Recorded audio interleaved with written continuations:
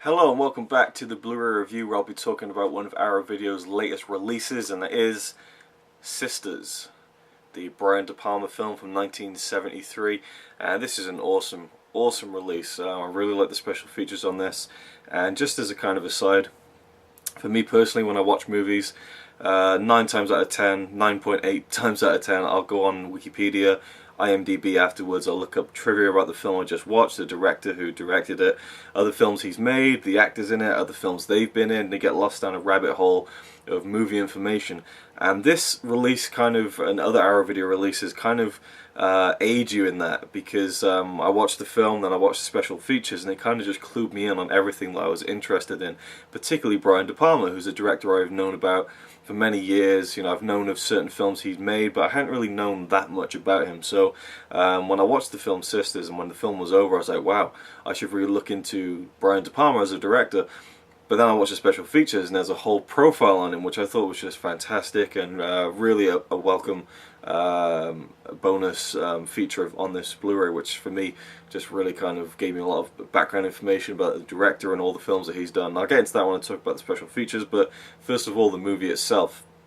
I guess you would call it a kind of not really a horror, well, a psychological thriller, I'd call it, somewhere along those lines. And basically the film is about a character played by Margot Kidder, who has a twin sister, and they were kind of Siamese twins but were separated, and that kind of almost spoils things. But really the plot of the film is a murder takes place and someone sees it from across the street through their window, and this is where you get into kind of the Hitchcock territory. But it's not really like Hitchcock, for me anyway. It's very different, and it's even mentioned in the special features, had the very frequent comparisons between Brian De Palma's work and Alfred Hitchcock's. But yeah, there's a Rear Window kind of theme to it, kind of a vibe to it, I guess you could say. But ultimately, it is its own thing.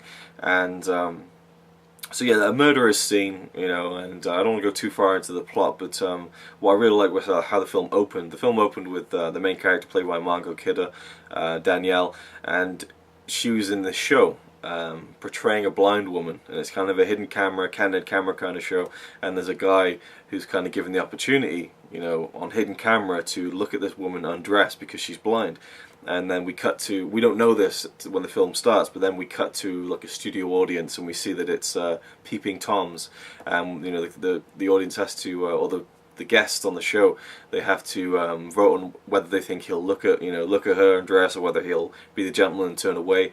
And we see, you know, the show play out, and it's kind of weird because, and it's mentioned in the special features as well, that it's kind of a voyeuristic act on the part of the man who's looking at the woman, the blind woman supposedly, and then it's another voyeuristic act on top of that because the audience of the show is watching it, and then there's also us, the audience, watching that. So it's kind of like voyeurism inception in a way. The film is very much voyeuristic in tone as well. There's a lot of voyeurism going on, and again, in the special features, it's kind of alluded to that Brian De Palma was very interested in voyeurism. So it's interesting. And another personal aside, there's a shot at the beginning of the movie where Margot Kidder's character Danielle, she's bringing a guy home for the night, and she lives on Staten Island in New York. And so they take the Staten Island ferry, and we see the view of the Manhattan skyline as the ferry goes over to Staten Island. Now, I took that very same ferry a month ago, and so it was really interesting to see the Manhattan skyline 30 years ago and on film in a movie. Obviously the glaring difference would be the World Trade Center, but obviously just generally it was interesting to see for me personally. Now the first act of the film, it really follows along like a kind of romance kind of thing, and it really just kind of changes gears around the second act, which I thought was really cool. And I love the introduction of a character played by Jennifer Salt, who the character's name is Grace Collier, and she's a reporter. And we don't know this until the murder takes place and she sees it happen. And this is where the movie goes into like a split screen format. And that kind of could seem kind of a novelty or kind of gimmicky, but it really worked, and it really helped the tension, I think, for the audience, for me particularly. I just thought it was really interesting, and it wasn't just for the sake of it.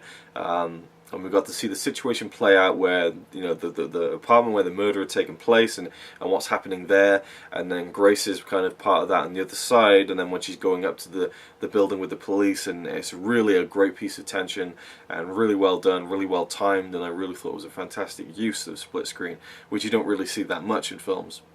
And I'm sure you didn't see it much back then in the early 70s. Or maybe you did, I don't know. But the point is, I thought it was really, really well done.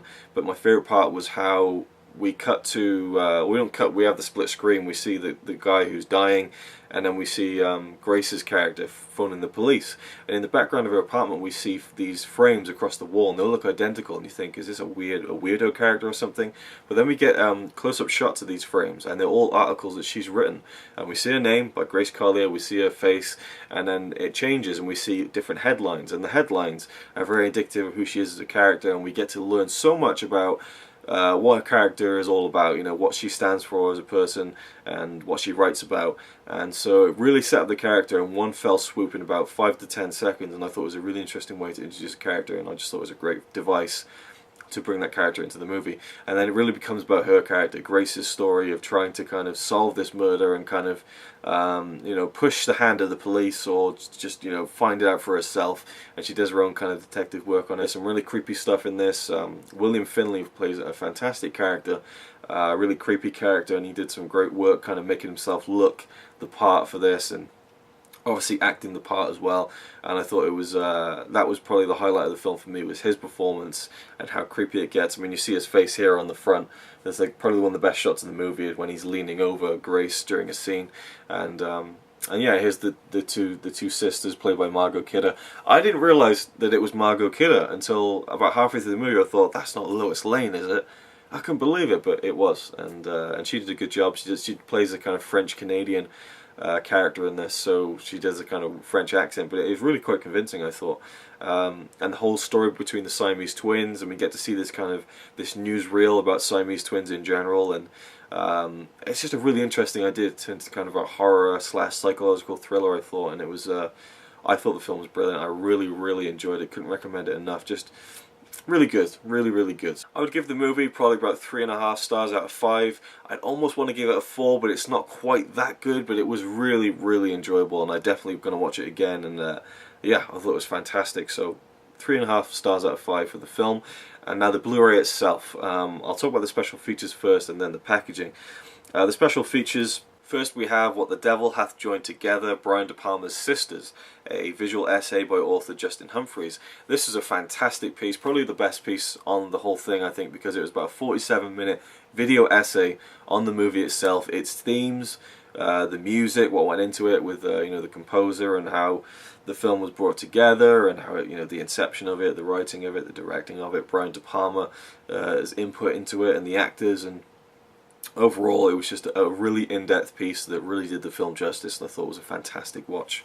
Very well done by Justin Humphreys. Then we have all new interviews with co-writer Louisa Rose, and this one was about 10 minutes long, I think, and I can't remember the exact running times, but this was interesting. She talks about how she got into writing in general and her ideas behind writing Sisters. She co-wrote it with Brian De Palma back in the 70s. There's an interview with actress Jennifer Salt, and I really enjoyed that one because she talks about, you know, how, you know, she was known for having a good scream as a horror actress, and how, you know, it was a very prominent role for her, but she doesn't actually enjoy the genre of horror that much in terms of watching it herself. And she also talks about how she got involved with the film. There's a great story about how she and Margot Kidder found out they were going to be in this movie together, and it's a really good story that I'll leave for people to watch on the special features. And then there's another interview with editor Paul Hirsch. That was a really, really good one, about 16 minutes long, I think, at least 15 minutes long. And Paul Hirsch with his kind of Oscar very prominently on the background of his interview, which I thought was kind of funny, but, you know, why wouldn't you show it off? He talks about how he became involved in editing, and how that ran through Brian De Palma, and how Sisters was his first movie, you know, editing, and how, you know, the editor feels kind of an ownership of a film, even though they didn't make it or direct it or write it, but because they edited it, and how much of a thrill it was for him to see this movie in the theaters, knowing that he had cut that together. And I thought it was really cool, really interesting to me as a kind of aspiring filmmaker to kind of look into you know, how an editor feels on this kind of thing. The editors don't really get featured that much on mainstream, you know, special features releases and stuff like that. So that was really interesting for me. And then the unit manager, Jeffrey Hayes, which is a really good little interview, about 5 minutes long. I think it was his first movie as a unit manager. Yeah, and he's really enthusiastic about the film and just how much fun he had making it, even though he admits it was a very hard job and he didn't think it was going to be that hard, but he had some fun stories working on the movie and stuff on the Staten Island ferry, and it was a really nice interview, and he just seemed to be really happy to be involved in you know, being a part of this film and talking about it now in the future. So that was a really cool one. Then we have the De Palma Digest, a film-by-film guide to the director's career by critic Mike Sutton. This is another video essay. It's half an hour long. Fantastic. It takes you from the first film Brian De Palma made all the way up to the last film he made 2 years ago, Passion I think it was called. And it's great. It just takes you through all his movies, the connections between them, the actors he works with, his personal life, his way of filming, and you know, his influences, what people think of him. And it was another fantastic, just again, like I said, going back and looking at Wikipedia and finding out what else has he done. It's all here on the special features, and yeah, if you got the time for it, it's just a fantastic resource of information that's presented in a really cool way. I thought it was really great. And then we have an archival audio interview with William Finley, an excerpt of one that was conducted by Justin Humphries, who I believe is coming out with a book this year, and this is part of his kind of interview process, and so we got some of that audio interview, not footage, audio interview clip from William Finley talking about Sisters in particular. I thought that was pretty cool. Not very long, about 6 minutes long, but very interesting. And then we have kind of a gallery of international theatrical posters for the film, which also played during the audio interview with William Finley. But you can look at them individually on their own, and there's more of them. And there's they've really done a really extensive job in getting loads of different posters from different countries with, you know, lots of different languages and different artwork and different, you know, it's just really interesting to me. I love movie posters as well, so that was a really great little feature on this as well. So the special features for this film, I would rate a 4.5 stars out of 5. Absolutely fantastic job by Arrow. Brilliant set of special features. For anyone who likes them and you like this film, you're in for a treat. Really awesome. Now for the picture quality on Sisters, I thought it was fantastic. I really enjoyed the way it looked. A lot of the film grain structure was kept intact, and it just looked really of its time. It wasn't, you know, DNR to hell. It was just really, really faithfully put onto the Blu-ray. I think it just looked really great. Obviously it wasn't like a perfect, you know, 5-star quality you know, print, but it just it looked really, really good, and the audio sounded great as well. If you're interested, the audio is in mono, and just, yeah, I thought the film looked and sounded great, and yeah, I'd give that kind of a 4 stars out of 5. Just a really, really solid transfer. Really enjoyed it, and it looked great. Now I'm going to show you the package, and I'm going to kind of take you over to the table and kind of look at the reversible artwork, the disc artwork, and the booklet. So yeah, let's go ahead over to that now. Okay, so here's the Blu-ray up close. We've got a great front kind of artwork there by Graham Humphries, newly commissioned artwork. I just love this. After seeing the film especially, I think it's really cool. Kind of 3 key images from the film all mixed into one, and just, yeah, I thought it just looks fantastic. Really, really cool artwork. It is rated 15. It's the spine, and then the back is very simple and nice and clean, black on white, you know, just a synopsis of the film, and you know, again, strongly influenced by Alfred Hitchcock, Roman Polanski, etc.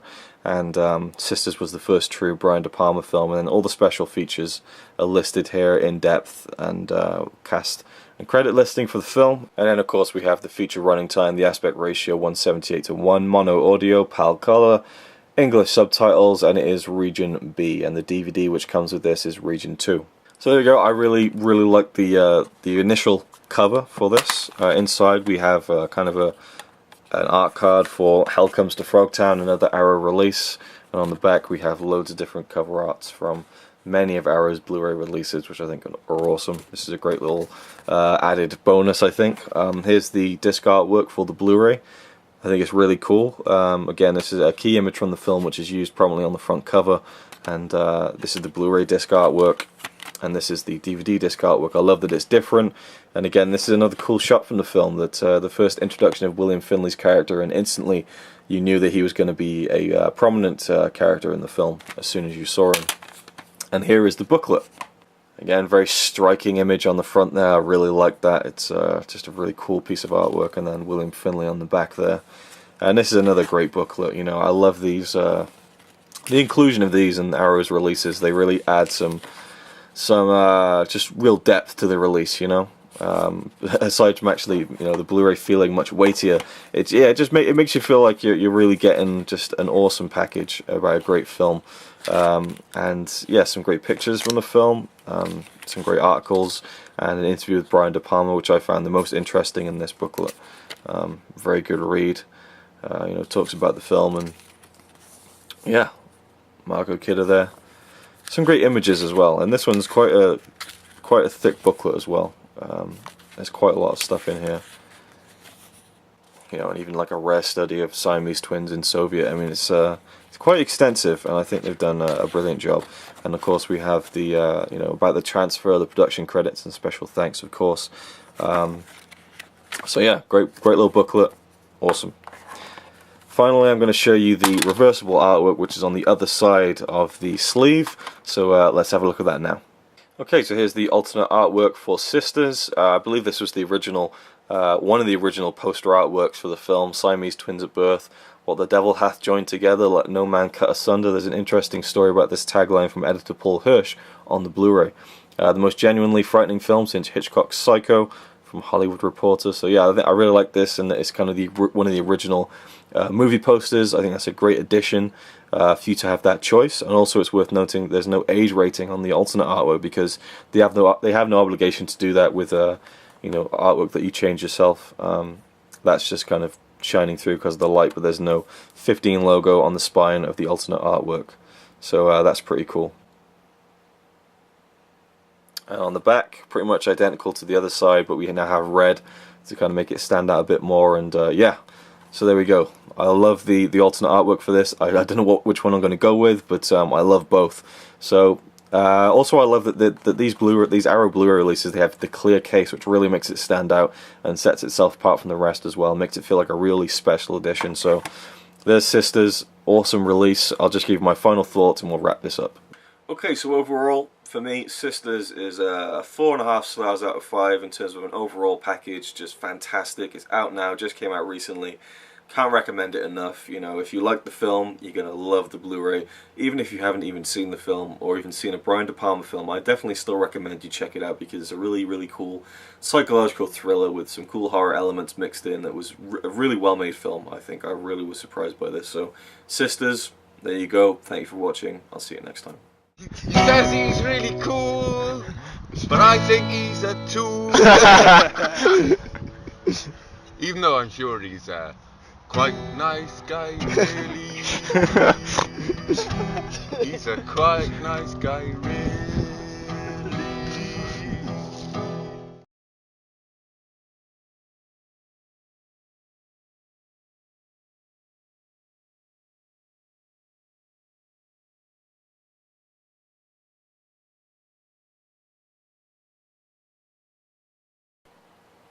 What?